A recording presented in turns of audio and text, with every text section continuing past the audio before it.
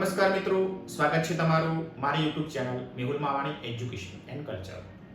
મિત્રો, આજે આપણે આ વિડિયોમાં જોશું ધોરણ 7 વિષય છે ગુજરાતી એકમ 3 જેનું નામ છે અમારી કામધેનુ.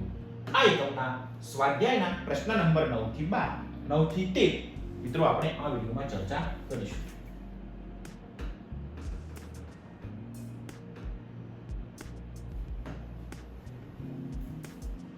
નમસ્કાર મિત્રો, સ્વાગત છે તમારું મારી YouTube channel Mehul Mavani education and culture. મિત્રો, આજે આપણે આ વિડિયોમાં જોશું ધોરણ 7 વિષય છે ગુજરાતી એકમ 3 જેનું નામ છે અમારી કામધેનુ. આ એકમના સ્વાધ્યાયના પ્રશ્ન નંબર 9 થી 13 આપણે આ વિડિયોમાં જોશું.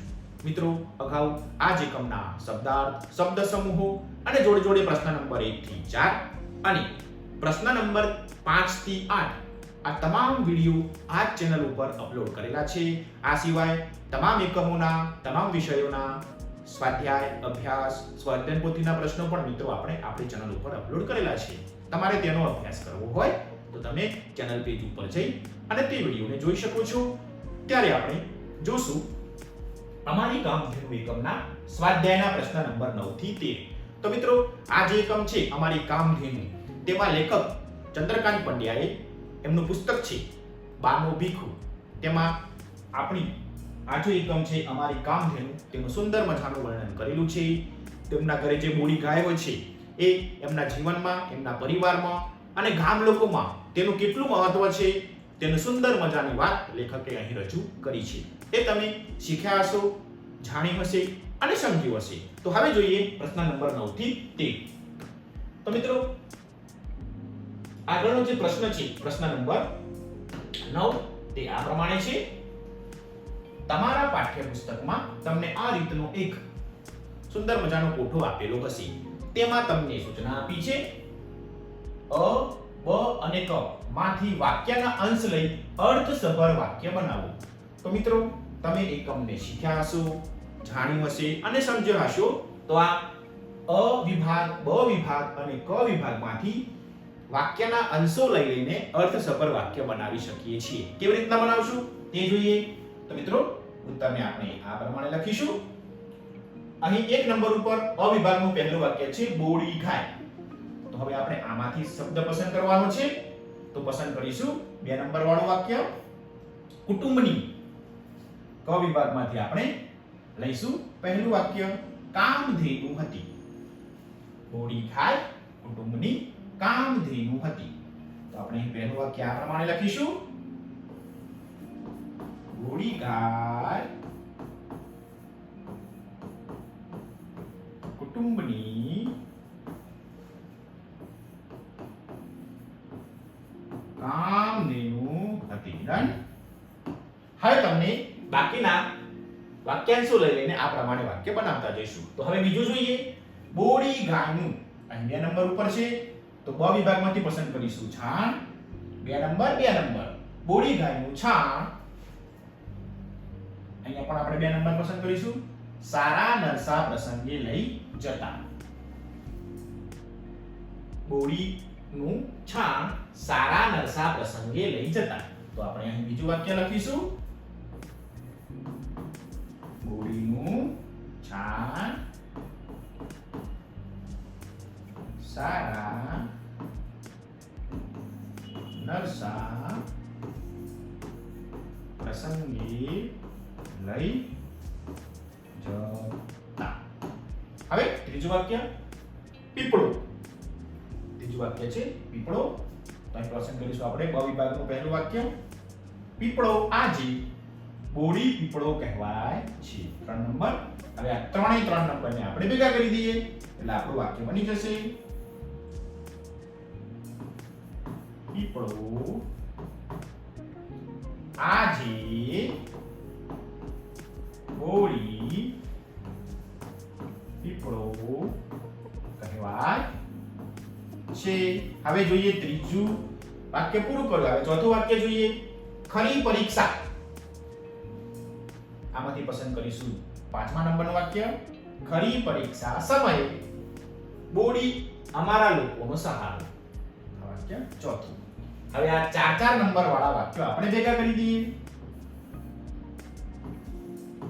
ખરી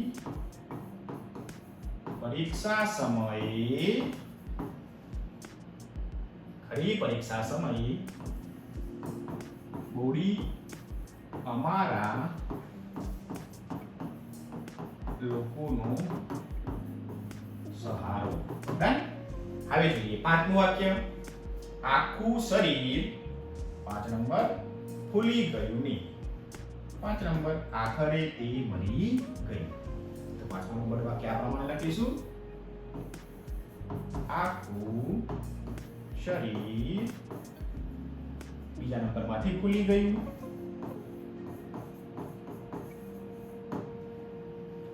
આખરે તે મરી ગયું. તો આ રીતે ક વિભાગમાંથી એક વાક્ય, બ વિભાગમાંથી એક વાક્ય અને ક વિભાગમાંથી એક વાક્ય લઈ વાક્યાંશ લઈ તેને સુંદર મજાનું અર્ધસભર વાક્યો આ રીતે બનાવી શકો છો. તમે જાતે પ્રયત્ન કરીને પણ મિત્રો આ સુંદર મજાના ઉત્તરો લખી શકો છો. તમને આ પ્રવૃત્તિ કરવાની ખૂબ જ મજા આવશે. જોઈ શકો છો આ રીતના આપણે ઉત્તરો લખીશું. તમારે તમારા પાઠ્યપુસ્તકમાં જો ક્રમ નોંધવા હોય તો નોંધી દેજો અને ત્યારબાદ તમારે નોટબુકમાં આ રીતે અર્ધસભર વાક્યો તમારે લખવાના છે. આ રીતે ઉત્તર લખીશું. તમે બોર્ડ ઉપર જોઈ શકો છો. પ્રશ્ન નંબર 9 થઈ ગયા બાદ હવે જોઈએ મિત્રો પ્રશ્ન નંબર 10.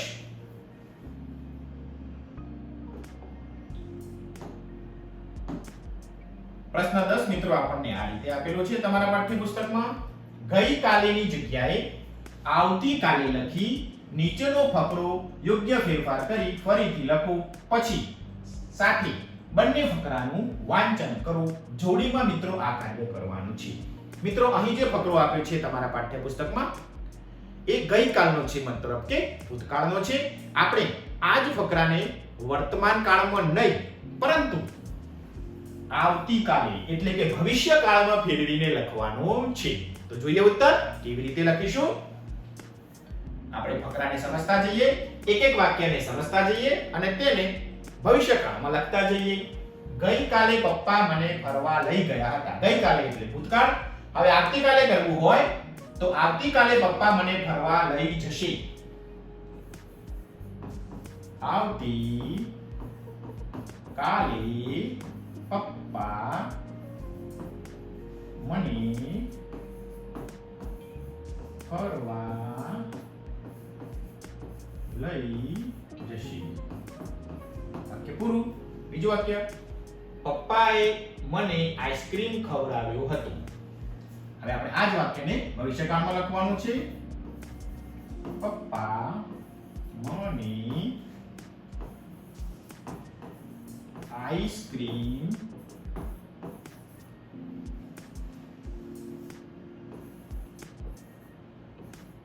ખવડાવશે. આગળ. પપ્પાની પહેલા હું આઈસ્ક્રીમ ખાઈ ગયો હતો. હવે આપણે આ જ વાક્યને ભૂતકાળમાં નથી પણ ભવિષ્યકાળમાં લખવાનું છે. પપ્પાની પહેલા હું આઈસ્ક્રીમ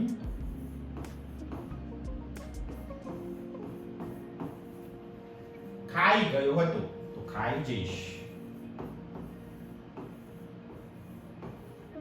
આગળ વધીએ. મારા મોઢામાં પણ આઈસ્ક્રીમ થઈ ગયો હતો.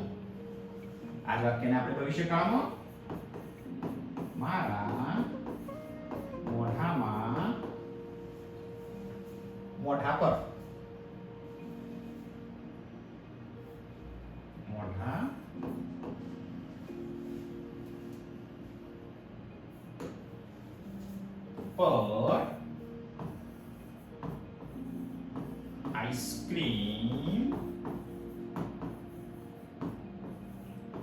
આઈસ્ક્રીમ થઈ ગયો હતો.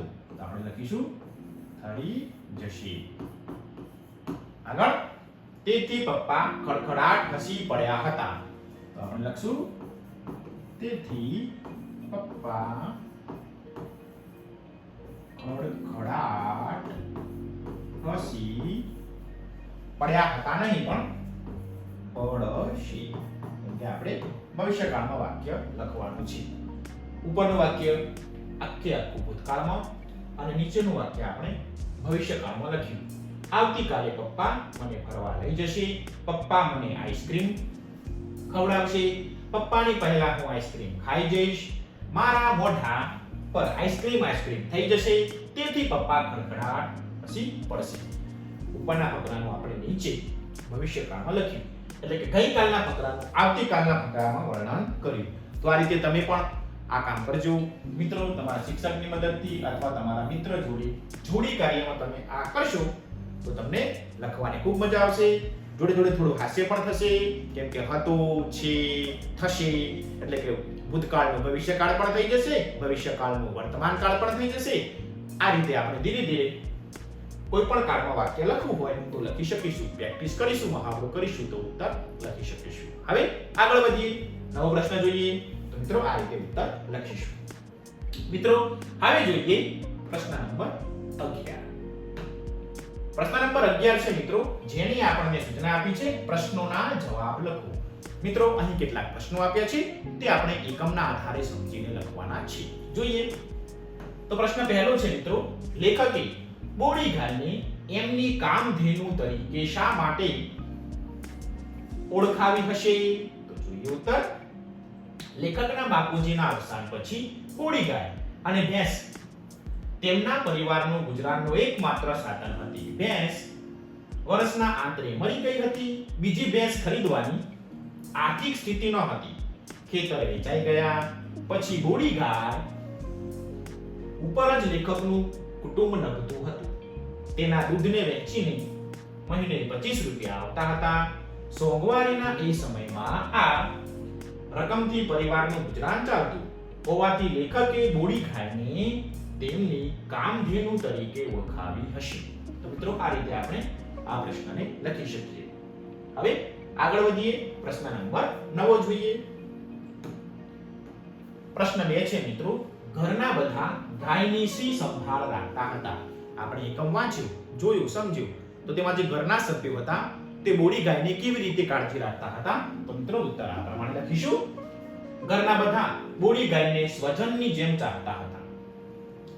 સૌ તેને બહુ લાડ કરતા, તેનો દરરોજ ખરેરા કરતા હતા. તેને ખાસ લીલું ઘાસ અને સારી રીતે ભરેલો બાફણાનો ટોપલો ખાવા માટે આપતા.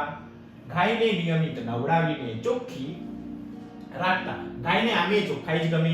બાળકો તેની જોડે તેની સાથે રમતા. લીલી ચાર પોતાના હાથે કાપીને ખવડાવતા. આવી કાળજી રાખતા હતા. તો મિત્રો આ રીતે લેખકના ઘરના જે સભ્યો છે એ બોડી ગાયની કાળજી રાખતા. તો આ રીતે મિત્રો આપણે પ્રશ્ન 2 નો ઉત્તર લખીશું. તમે બોર્ડ ઉપર જોઈ શકો છો. હવે આગળ વધીએ, પ્રશ્ન 3. બોડી ગાયને સ્વચ્છતા ગમતી એવું તમે શા પરથી કહી શકો? તો મિત્રો આપણે એકમ વાંચ્યો હશે, સમજ્યો હશે. તો બોડી ગાયને ચોખ્ખાઈ, સ્વચ્છતા ગમતી હશે એવું આપણે શા ઉપરથી કહી શકીએ? તો ઉત્તર આપણે આ પ્રમાણે લખીશું. બોડી ગાયને પોતાના પીઠ, પગ વગેરેને જીભથી ચાટીને ચોખ્ખી રાખે છે. તે ગમે ત્યાં ગંદી જગ્યાએ બેસતી નથી. તે કદી એ ગંદુ ખાતી નથી. તે પોતાના વાછરડાને પણ ચાટીને ચોખ્ખા રાખે છે. આ પરથી કહી શકાય કે બોડી ગાયને સ્વચ્છતા ગમતી હશે. તો મિત્રો આટલું આપણે એકમના આધારે આ ઉત્તર લખી શકીએ કે બોડી ગાયને સ્વચ્છતા શા માટે ગમતી હશે. તમે જાતે પ્રયત્ન કરીને એકમ વાંચીને મિત્રો આ ઉત્તરોને લખી શકો છો. હવે આગળ જોઈએ ચોથો પ્રશ્ન. પ્રશ્ન 4 આપે છે મિત્રો, બોડી ગાય આખા ગામની લાડકી હશે એમ શાના પરથી કહી શકાય? તો જોઈએ ઉત્તર.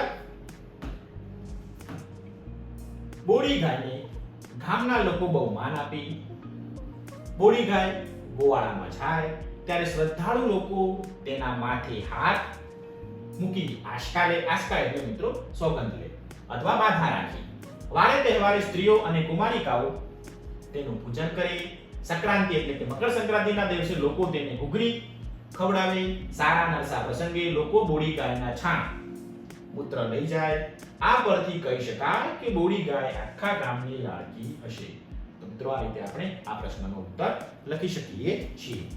મિત્રો આ રીતે આપણા જે એકમના આધારે આ 4 પ્રશ્નો છે તેના ઉત્તરો આપણે આ પ્રમાણે લખીશું.